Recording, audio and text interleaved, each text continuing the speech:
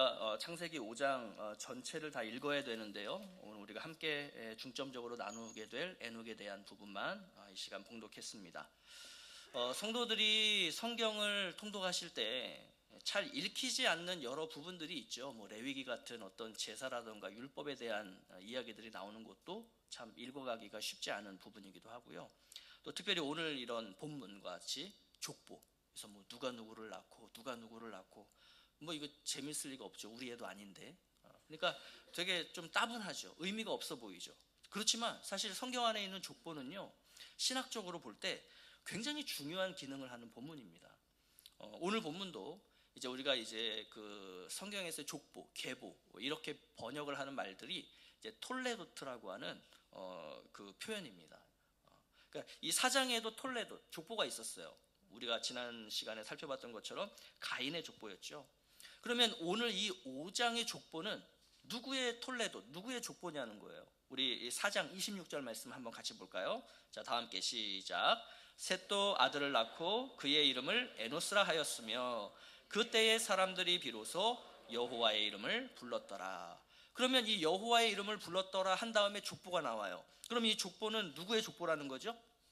그렇죠. 여호와의 이름을 불렀던 그 사람들의 계보, 이거를 의미하는 거예요.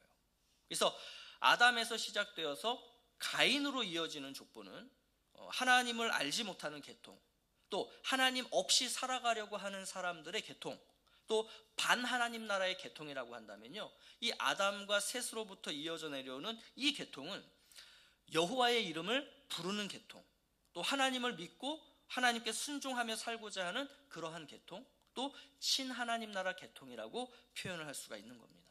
자, 그렇다면 이 아담에서부터 시작을 해서 10대에 걸쳐 기록되어 있는 이 족보에는 어떤 의미들이 담겨 있을까요? 자, 먼저 성경에 왜 족보가 기록되어 있는지를 좀 알아보겠습니다. 자, 첫 번째로 족보는요, 성경이 역사적인 사실이다라는 것을 증명해주는 그러한 중요한 역할을 합니다. 여러분, 이렇게 창세기에서 시작된 이 족보가 이제 어디로 이어지게 되죠? 흐르고 흘러서 이게 이제 예수 그리스도에게까지 이어져요. 그래서 마태복음이라던가 누가복음과 같은 이 복음서는 이 창세기의 족보들을 가지고 예수 그리스도의 역사성을 설명하는 것을 우리는 볼 수가 있죠. 자, 두 번째로 족보는요, 이전 내러티브와 다음의 내러티브를 연결해주는 연결고리 역할을 해줍니다. 이제 우리가 구약학에서 이 내러티브라는 표현을 많이 쓰는데 우리가 그렇게까지 성도님들은 쓰실 필요는 없겠고, 이걸 우리가 보통 한국말로 번역을 하면 서사 이렇게 번역을 할 수도 있고요, 또는 스토리텔링 이렇게 번역을 할 수도 있습니다. 우리에게 친숙한 건 이 표현일 거예요. 이야기. 그래서 아담 이야기, 아브라함 이야기, 다윗 이야기. 그러니까 이 이야기들을 이 신학적으로는 내러티브라고 하는 이 표현을 사용을 합니다. 그러니까 우리가 지난 시간에 살펴봤던 게 라멕 내러티브죠. 그 라멕 내러티브에서 이제 어느 내러티브로 넘어가게 되냐면 노아 내러티브로 넘어가요. 그러니까 이 라멕 내러티브와 노아 내러티브를 연결해주는 역할을 하는 게 바로 이 족보라고 하는 거죠. 그러면서 족보는 이제 시대와 시대를 흘러서 그 다음 내러티브에 누가 등장하는가를 예고해주는 일종의 예고편의 역할도 해요. 그러면 오늘 본문을 보시면 5장에 제일 마지막에 등장하는 사람이 누구예요? 우리가 안 읽어서 모르지만 성경을 보시면 제일 마지막 아담에서부터 셋 해가지고 어디까지 가냐면 노아에게로 맞춰요. 그러면 이 다음에 누구 얘기가 나온다는 거예요? 노아 이야기가 나온다. 그래서 족보는 제일 마지막에 언급되는 그 사람에 대한 이야기가 시작이 됩니다. 이게 족보가 하고 있는 역할이에요. 그러니까 이게 어떤 의미냐면 이런 거죠. 창세기에 기록되어 있는 단편의 이야기들이 옛날 어느 한 옛날에 있었던 그런 여러 가지 이야기들을 하나하나 모아다가 그냥 이렇게 모음집처럼 해놓은 게 아니라는 거예요. 이 모든 이야기가 하나의 주제와 하나의 분명한 흐름 속에서 연결되어져 이어가는 전체를 볼 때 하나의 이야기라는 거죠. 우리가 각자가 다른 이야기 같지만 이 모든 것들 전체 이야기를 다 놓고 보면 하나의 이야기다. 이거를 이 족보가 연결을 해주고 있는 겁니다. 자, 그리고 세 번째로요, 족보는 하나님의 약속이 성취되어져 가는 것을 보여줘요. 우리가 예전에 창세기 3장에서 무슨 얘기를 나눴냐면 하와로 하여금 그 죄를 지었지만 그 하와로 하여금 하나님이 뭘 약속하세요? 모든 산자의 어머니가 되게 하겠다. 이 하나님의 약속이 어떻게 흘러서 이어져 가는가를 보여주는 게 이 족보인 것이죠. 그래서 우리가 이 족보를 가리켜서 뭐라고도 표현하냐면 하나님의 역사라고 표현하기도 하고 또 하나님 나라의 계보 이렇게 표현을 하기도 하는 겁니다. 자, 그리고 이제 네 번째로요, 그 족보에는 그 시대 사람들의 어떤 중요한 삶이라던가 또는 가치들이 그 속에 담겨 있기도 해요. 그래서 오늘 우리가 이 5장의 족보를 가지고 이 내용을 좀 함께 나누려고 합니다. 자, 그래서 족보를 보실 때는 먼저 반복되는 표현이 뭔가를 찾아보실 필요가 있어요. 근데 우리가 읽진 않았지만 1절부터 쭉 보면요, 계속해서 똑같이 반복되는 그 패턴이 있거든요. 그게 뭐냐 하면 낳았으며 살고 죽었더라. 이게 계속 반복돼요. 누가 누구를 낳았으며 어떻게 살고 죽었더라. 이게 반복이 된단 말이죠. 그럼 이게 어떤 의미겠어요? 모든 사람은 이 법칙에서 벗어나지 않는다는 거예요. 모든 사람은 그게 뭐 하나님 나라 백성이든 하나님 나라 백성이 아니든 예수 그리스도를 믿고 구원받은 사람이든 예수를 믿지 않아서 아직 구원받지 못한 사람이든 모든 사람이 어떻게 산다는 거예요? 이 땅에서 낳고 살다가 죽는다는 거예요. 누구도 예외 없이. 자, 그런데 오늘 본문에서 이 낳고 살고 죽었더라라고 하는 이 표현대로 사용되지 않는 사람들이 등장해요. 그러니까 굉장히 특별한 표현이죠. 루틴하게 계속 반복되는 것 같은데 그 중간중간에 이것과는 다른 표현으로 기록되는 사람들이 있더라는 것입니다. 그러니까 그게 어떤 의미냐면 일반적이고 일상적인 그 삶, 그 내용이 굉장히 특별한 내용이 된다라는 의미가 되는 거죠. 그러니까 그런 내용이 족보에 담겨 있는데 이 창세기 5장 족보에서는 낳고 살고 죽었더라라고 표현되지 않는 부분이 자그마치 3군데가 등장을 해요. 자, 첫 번째는 아담에 대한 이야기를 할 때 이 낳고 살고 죽었다는 이 표현대로 기록되어 있지 않습니다. 자, 두 번째는요, 7대 손인 에녹에 대한 부분에서 낳고 살고 죽었더라 이 표현에 따르지 않아요. 그게 이제 우리가 조금 전에 함께 읽었던 본문이고요. 그 다음에 세 번째가 어디냐면 10대 손, 이 노아에 대한 부분에서도 낳고 살고 죽었더라라는 이 표현대로 기록되어 있지 않습니다. 그러면 왜 그런가를 우리가 살펴볼 필요가 있겠죠. 그럼 먼저 아담에 대한 부분인 1절부터 3절을 한번 같이 볼게요. 자, 다 함께 읽어보죠. 시작. 이것은 아담의 계보를 적은 책이니라. 하나님이 사람을 창조하실 때에 하나님의 모양대로 지으시되 남자와 여자를 창조하셨고 그들이 창조되던 날에 하나님이 그들에게 복을 주시고 그들의 이름을 사람이라 일컬으셨더라. 아담은 130세에 자기의 모양 곧 자기의 형상과 같은 아들을 낳아 이름을 셋이라 하였고. 자, 그럼 우리 이 화면 계속 띄워주시고 이거 한번 보시면요, 자, 하나님 나라의 계보에서 지금 이제 1대인 아담에 대한 부분을 설명을 할 때 긍정적인 부분만 기록되어 있죠. 그죠? 그러니까 그 이유는 우리가 조금 전에 요 바로 전절이 4장 26절이거든요. 그 26절에서 봤듯이 여호와의 이름을 부르는 자들을 소개하는 내용이기 때문이에요. 그러니까 이 사람들의 어떤 치부와 악함을 숨기겠다 이런 의미가 아니고 하나님 나라 계통에 해당되는 사람들, 즉 하나님의 이름을 부르는 사람들은 누구인가를 이걸 설명해 주기 위해서 이 긍정적인 부분들만을 기록을 해놓고 있다는 거죠. 그러면 여러분들 파란색을 한번 보세요. 먼저 파란색 표시된 내용을 보시면 하나님께서 사람을 창조하실 때 어떻게 했대요? 하나님의 모양대로 지으셨대요. 자, 그러면 아담을 보세요. 3절에서 아담이 행한 파란색 내용을 보세요. 뭐라고 되어 있습니까? 자기의 모양 곧 자기의 형상과 같은 아들을 낳아. 자, 그러면 하나님이 사람을 창조하신 행위와 아담이 자녀를 낳은 행위가 어떻다라고 지금 말씀하고 있는 거예요? 같은 의미라는 거예요. 같은 의미. 그죠? 같은 의미예요. 자, 또 붉은색으로 표시된 내용을 보시면요, 하나님께서 사람을 창조하시고 그들에게 뭘 해주세요? 이름을 붙여주세요. 그러니까 어떤 존재를 만들고 너의 이름은 사람이야 이렇게 이름을 붙여주셨다고요. 그러니까 이게 하나님의 창조 행위죠. 근데 아담을 보세요. 아담이 자녀를 낳고 아담도 어떻게 합니까? 그 자녀의 이름을 지어주죠. 셋이라고 이름을 지어줘요. 그러면 사람이 자녀를 낳고 그 자녀에게 이름을 지어주는 것은 곧 뭐와 같은 거예요? 하나님의 창조 행위와 같은 의미라는 거예요. 여러분, 이게 어떤 의미겠어요? 하나님을 인정하는 사람도 하나님을 인정하지 않는 사람도 똑같이 어떤 삶을 삽니까? 낳고 살다가 죽어요. 자녀를 낳고 그 자녀에게 이름을 붙여줘요. 그러면 하나님을 인정하지 않는 사람들에게 있어서 왜 자녀를 낳았죠? 왜 그 자녀에게 이름을 붙여주죠? 우리가 지난번 가인의 계보에서 살펴봤잖아요. 왜 라멕이 아내 2명을 데려다 놓고 왜 자녀들을 많이 낳았습니까? 그 이유가 뭐라 그랬어요? 세상에서 생존하기 위해서. 자녀를 많이 낳아야 그것이 곧 국력이 되고 그것이 우리의 재산이 되고 그것이 우리의 노동력이 되니까. 다시 말해서 이 땅에서 잘 먹고 잘 살기 위해서 우리는 자녀를 낳는다는 거예요. 세상 사람들은. 반면에 이 하나님을 인정하고 하나님 나라 백성으로 살아가는 이 사람들에게는 자녀를 낳고 그 자녀에게 이름을 붙여주는 것, 다시 말해서 자녀를 양육하는 거라고 할 수 있겠죠. 이렇게 자녀를 낳고 자녀를 양육하는 것은 이 세상에서 잘 먹고 잘 살기 위해서, 이 세상에서 생존하기 위해서 그 일을 하는 것이 아니라 우리는 왜 자녀를 낳아요? 왜 자녀를 양육해요? 하나님 나라를 위해서. 이 땅에 하나님의 그 통치 행위, 하나님의 창조 행위를 우리가 이 자녀라고 하는 이 가정을 통해서 이 일들을 이루어가는 거예요.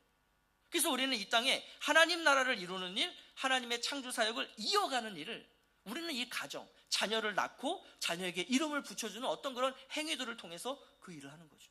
그러니까 똑같은 삶이에요. 똑같은 모양이에요. 그런데 그 의미는 완전히 다르다는 거예요. 자, 그러면 여러분 생각해 보세요. 지금 이제 우리가 창세기 5장에 10대에 걸쳐진 이 족보의 이름들이 나옵니다. 그러면 그 사람들은요, 장손을 의미할까요? 장손을 의미하겠어요? 아니면 하나님의 창조 사역을 이어간 자녀들을 의미할까요? 당연히 하나님의 창조 사역을 이어간 자녀들을 의미하는 거예요. 장손들의 계보를 적은 게 아니에요. 그 하나님 나라의 믿음의 유산이 몇째에 넘어갔는지는 기록하고 있지 않지만 그 하나님의 믿음의 유산을 받은 자녀의 이름이 기록되어 있는 거죠. 그게 막내일 수도 있고요, 셋째일 수도 있고요, 첫째일 수도 있는 거예요. 그러니까 이 계보가 우리에게 의미하는 바가 뭐냐면, 신앙이라는 것은 저절로 자녀들에게 이어져 내려가는 것이 아니라는 겁니다. 무조건 신앙을 우리의 장손이 이어받는 것이 아니라는 거예요. 믿음의 유산은 하나님의 은혜를 받은 자, 그리고 그 은혜를 경험하고 그 은혜에 따라 살고자 하는 그 자녀에게로 그 믿음의 유산은 이어져 내려간다라는 것이죠. 그걸 지금 이 계보가 보여주고 있는 거예요. 그래서 그 이후에 이어지는 이 후손들의 목록이 누구냐 하면 하나님의 은혜를 아는 자들의 목록이에요. 하나님의 은혜에 따라 살아가는 자들의 목록이에요. 세상 사람들과 똑같이 낳고 살다가 죽는 삶을 살지만 다른 의미로서 그 삶을 살았던 사람들의 계보인 거예요. 이게 바로 오늘 이 창세기 5장의 내용이다라는 것이죠. 자, 그런데 이러한 하나님 나라의 문화의 계보에 속한 자들도 결국은 어떻게 돼요? 죽어요. 죽더라는 거예요. 왜요? 이것이 바로 이 땅에 임한 강력한 죄의 영향력이라는 거죠. 다시 말해서 하나님의 공의의 심판으로서의 죽음은요, 예수님을 믿는 사람이든 믿지 않는 사람이든, 하나님의 계보에 속한 사람이든 속해 있지 않는 사람이든 누구나 모두 예외 없이 다 죽음을 당한다는 겁니다. 이 땅에서 사는 동안. 자, 그런데 이 5장의 족보 속에 그 죽었더라라는 표현으로 기록되지 않은 유일한 한 후손이 등장해요. 그게 누구냐면 바로 에녹이라는 후손입니다. 에녹. 그래서 이게 이제 우리가 두 번째 특이한 부분이면서 우리가 오늘 읽었던 본문이죠. 우리 다시 한번 볼까요? 자, 21절부터 24절. 자, 다 함께 시작. 에녹은 65세에 무드셀라를 낳았고 무드셀라를 낳은 후 300년을 하나님과 동행하며 자녀들을 낳았으며 그는 365세를 살았더라. 에녹이 하나님과 동행하더니 하나님이 그를 데려가심으로 세상에 있지 아니하였더라. 자, 그럼 이거 다시 한번 그냥 띄워주시고, 이 에녹에 대한 내용을 보면요, 다른 후손에게서는 표현되지 않던 표현들이 많이 등장하죠. 가장 대표적인 게 우리 그 22절에서 하나님과 동행하며, 또 24절에서 하나님과 동행하더니 하나님이 그를 데려가심으로 세상에 있지 아니하였더라, 이렇게 표현이 되고 맞죠. 여러분, 이 특수한 표현 속에서도 반복되는 표현이 하나가 있죠. 그게 뭐냐면 하나님과 동행이라고 하는 이 표현이에요. 그러니까 하나님 나라 계보의 특징, 또 하나님 나라의 문화에 따라 살아가는 이 사람들의 특징을 뭐라고 결론 지을 수 있겠어요? 하나님과 동행하는 사람들, 하나님과 동행하는 문화, 하나님과 동행하는 라이프 스타일, 이렇게 우리가 표현할 수 있다는 거예요. 이게 바로 하나님 나라 계보에 속한 자들의 모습이다라고 하는 거죠. 근데 특이점이 있어요, 여러분들. 여기서 뭘 발견하실 수 있냐면, 성경이 왜 이렇게 표현했을까? 그게 그 한 가지가 뭐냐면, 에녹이 처음부터 하나님과 동행한 게 아니에요. 언제부터 동행했대요? 65세까지는 그냥 살았어요. 똑같이 세상 사람들처럼 낳고 사는 삶을 살았어요. 근데 65세 때 어떤 일이 벌어지냐면, 무드셀라라고 하는 자녀를 낳게 된 거예요. 자, 그때부터 에녹이 어떤 삶을 살아요? 자신의 삶을 완전히 뒤바꿔서 하나님과 동행하는 삶을 살았다라고 그렇게 성경이 지금 기록하고 있는 거예요. 그러면 괜히 이렇게 설명해 놓은 게 아니겠죠? 그래서 우리가 이제 그 이유를 한번 찾아가 볼 거예요. 자, 그러면 하나님과 동행한다는 삶이 이런 거구나라는 것을 우리가 분명하게 알게 될 것입니다. 자, 그러면 먼저 우리가 그림을 한 장 보겠습니다. 아담을 1대로 보는 거예요. 그리고 7대 손인 에녹부터 노아까지의 출생 연도와 향년, 그리고 사망 연도를 표기해 놓은 그런 도표입니다.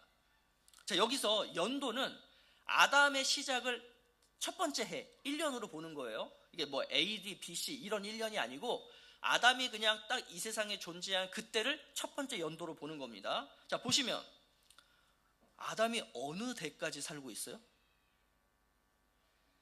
9대 라멕 때까지, 심지어 라멕이 56세가 될 때까지 아담이 살아 있었다는 거예요. 그러면 여러분, 이 당시의 가정을 한번 생각을 해보세요. 물론 저만 해도요, 제가 예전에 시골 내려가면 저희 아버지, 할아버지, 그리고 증조 할머니가 계셨어요. 그러니까 그 3대만 해도요, 전체가 다 모이면 그 한 가정에 한 30-40명이 돼요. 안 온 사람들 빼고. 그만큼 많은 숫자거든요. 9대가 모여 산다고 생각해 보세요. 아버지, 할아버지, 증조 할아버지, 고조 할아버지 해서 9대 손 할아버지까지 우리 지금 집 이 동네에 다 같이 살고 있는 거예요. 그게 이 아담의 시대 때의 어떻게 보면 일상적인 모습이었겠죠. 그죠?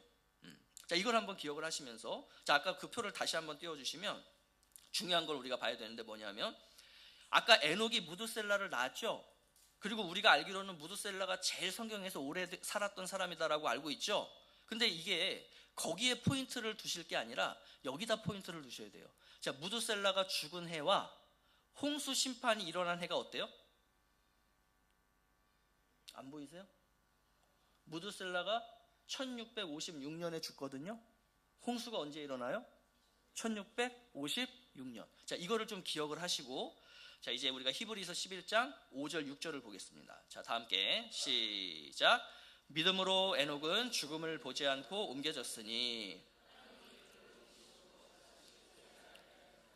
그는 옮겨지기 전에 하나님을 기쁘시게 하는 자라는 증거를 받았느니라.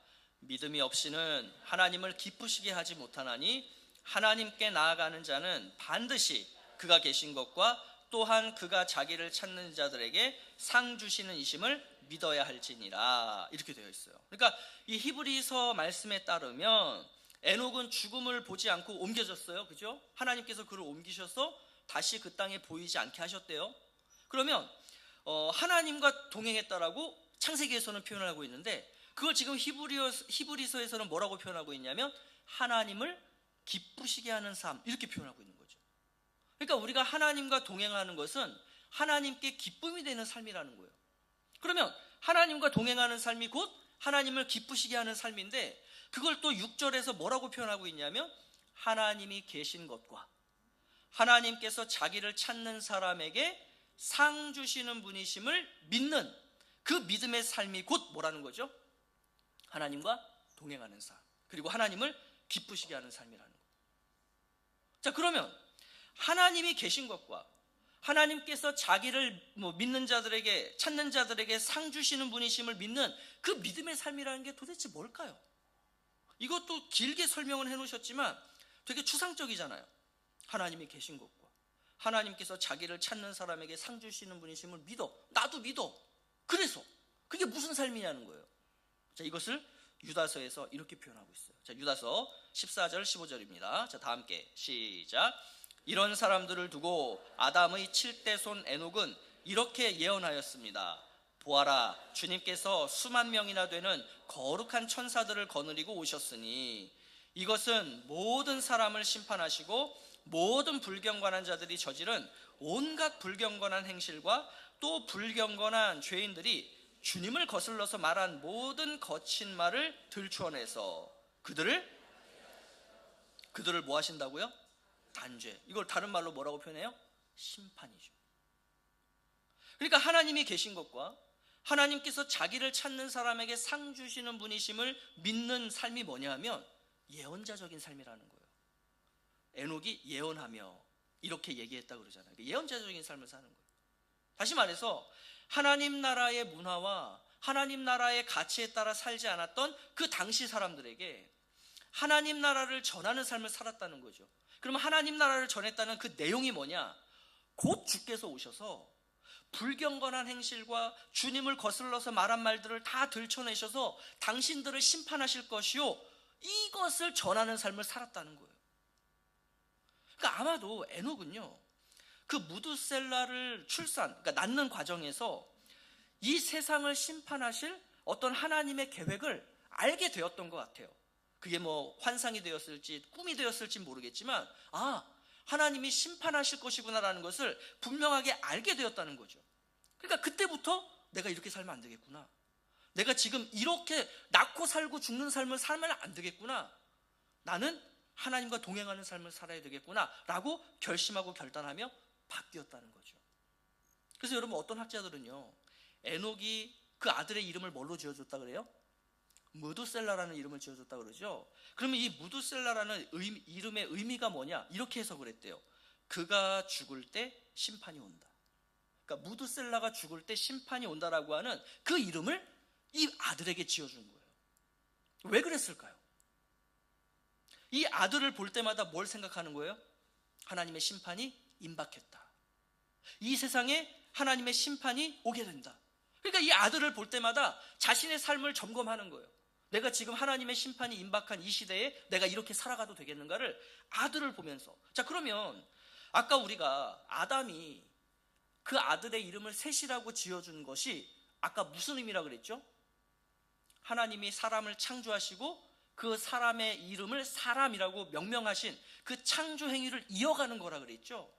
그러니까 에녹이라는 사람이 자신의 아들의 이름을 무두셀라, 이 아이가 죽을 때 하나님의 심판이 임한다라고 하는 그 이름을 지어준 것은 곧 어떤 의미예요? 하나님의 창조 행위라는 거예요. 하나님의 하나님 되심을 그대로 살아내겠다라고 하는 그런 의지가 담겨있는 삶인 것이죠. 이때부터 에녹은 세상과 세상 사람들을 향해서 여러분, 하나님 안으로 들어오십시오, 하나님 나라 안으로 얼른 들어오십시오, 이걸 외치며 살았다는 거예요. 하나님의 심판이 머지 않았습니다. 여러분들 얼른 정신 차리시고 빨리 하나님의 나라 안으로 들어오십시오. 오늘날로 따지면 얼른 예수 믿고 구원 받으십시오. 예수님의 재림이 머지 않았습니다. 이 삶을 살았다는 거예요. 그런데 이런 삶이 그냥 사라지는 게 아니라는 거죠. 그냥 교회 다닌다고 이런 삶이 사라지는 게 아니라는 거예요. 누구만 이런 삶을 살아요?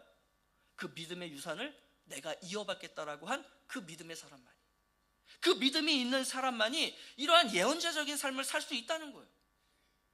하나님이 계시다라는 것을 믿는 사람, 하나님께서 자기를 찾는 사람에게 상 주시는 분이심을 믿는 진정한 믿음의 사람만이 세상 가운데 하나님의 나라를 전하며 그 세상의 죄악됨을 깨우치며 그래서 속히 주님께로 돌아와 구원받도록 하는 이 예언자적인 삶을 살 수 있다는 것입니다. 여러분, 이 삶이 바로 하나님과 동행하는 삶이라는 거예요. 이러한 삶은 결국 에녹에게 어떤 은혜를 줍니까? 죽음을 보지 않고 하나님의 데려가심을 받게 되는 이 엄청난 은혜를 누리게 되는 거예요. 여러분, 한번 생각해 보세요. 성경이 예수를 믿는 사람은 어떻게 된다라고 약속하십니까? 죽지 않은 자는 죽음을 당하지 않을 것이고, 설령 죽더라도 나중에 예수님의 재림의 때에 다시 살아나 주님과 함께 어떻게 된다고요? 영생을 누리게 될 것이다. 이게 성경이 약속하시는 내용이죠. 그러면 결국 이 삶이 누구의 삶인 거예요? 에녹의 삶인 거예요. 에녹의 삶인 거예요. 다시 말해서 성경은 예수를 믿고 구원받은 성도들의 모형으로 지금 창세기에서부터 누구를 제시해주고 있냐면 에녹이라는 사람을 이렇게 제시해주고 있는 거예요. 예수를 믿는 삶은 이런 것이다. 예수와 동행하는 삶이란 이런 것이다. 에녹을 봐라 라고 말이죠. 자, 그렇다면 여러분, 이러한 에녹의 외침, 하나님의 심판이 머지않았습니다. 얼른 하나님의 계심을 믿고 하나님을 찾는 자에게 상 주시는 분이심을 믿음으로 말미암아 어서 빨리 하나님 나라 안으로 들어오십시오라고 외쳤던 이 에녹의 외침을 당대의 사람들은 어떻게 받아들였을까요? 과연 이 에녹의 외침을 사람들이 인정했을까요?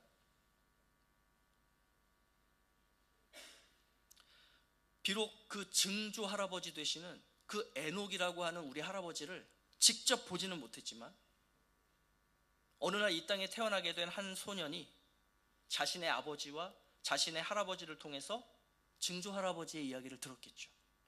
그 소년이 누구겠어요? 그게 바로 노아라고 하는 소년이었어요. 이 소년은 자신의 아버지와 할아버지로부터 그 노아 에녹의 증조 할아버지의 그 이야기를 들으면서 나도 증조 할아버지 같은 삶을 살아야지, 나도 증조 할아버지처럼 하나님과 동행하는 삶을 살아야지, 그래서 나도 이 세상에 하나님의 심판이 임했다라는 것을 전하며 나도 그 주님의 심판을 기다리며 그러한 삶을 살아가야지라고 그 믿음의 유산을 물려받기로 결정했던 이 노아. 그래서 이 족보 후에 누구 이야기가 나오는 거예요? 그래서 노아 이야기가 나오는 거예요. 여러분, 우리는 노아 이야기를 통해서 하나님과 동행하는 삶이 뭔가를 더 구체적으로 보게 될 거예요. 우리는 이 노아 이야기를 통해서 믿는 자들의 삶이라는 것이 어떠해야 하는가를 더 구체적으로 보게 될 거예요. 이제 말씀을 마무리하겠습니다. 모든 사람은 이 땅을 살아갈 때 낳고 죽는 삶을 살아갑니다. 그러나 하나님을 예배하는 그리스도인들의 낳고 죽는 삶은요, 이 세상에 속해 있는 사람들과 달라야 한다는 거예요. 성도인 우리는 낳고 죽는 삶을 살겠지만 그 속에서 하나님과 동행하는 삶을 살아가야 한다는 것입니다. 하나님과 동행하는 삶이란 이 세상에 하나님 나라의 복음을 전하며 또 하나님 나라의 문화와 가치를 세우며 그래서 하나님의 나라를 이 세상 가운데 확장시켜 나가는 삶, 여러분, 이게 바로 하나님과 동행하는 삶이고 이것이 바로 믿는 자들의 삶이며 히브리서의 표현처럼 하나님이 계신 것과 하나님이 자기를 찾는 자들에게 상 주시는 분이심을 믿는 그 믿음의 삶이 바로 이런 삶이라는 거예요. 이렇게 살다가 에녹은 죽음을 보지 않게 되었고 또 그가 말한 대로 그 아들인 무드셀라가 죽는 그 해에 이 세상 가운데 하나님의 심판인 대홍수가 임하는 그의 말대로, 그의 예언대로 이 세상에 이루어졌다는 것이죠. 그렇다면 여러분, 오늘날 이 믿음을 가지고 살아가는 우리가 전하고 있는 세상을 향한 메시지가 뭡니까? 예수 그리스도께서 곧 재림하실 것이다. 그러니 이 세상에서 그 죽음의 길을 따라 걷지 말고 어서 속히 예수 그리스도를 믿고 주님께로 돌아와 우리가 주님 오셨을 때 함께 하나님 나라로 갑시다. 이게 우리가 전하고 있는 메시지잖아요. 그 메시지를 우리가 이 땅 가운데서 계속해서 전하는 삶을 살아가야 한다는 것이죠. 이 믿음으로 오늘을 살아가는 우리 성도님들이 되시기를 바랍니다. 그래서 그 하나님과의 동행하는 삶이 얼마나 복되고 아름다운 삶인지를 정말로 이 땅 살아가는 동안 내내 경험하며 살아가시는 그 놀라운 은총이 우리 성도님들의 삶 가운데 가득하시길 예수 그리스도의 이름으로 축복합니다.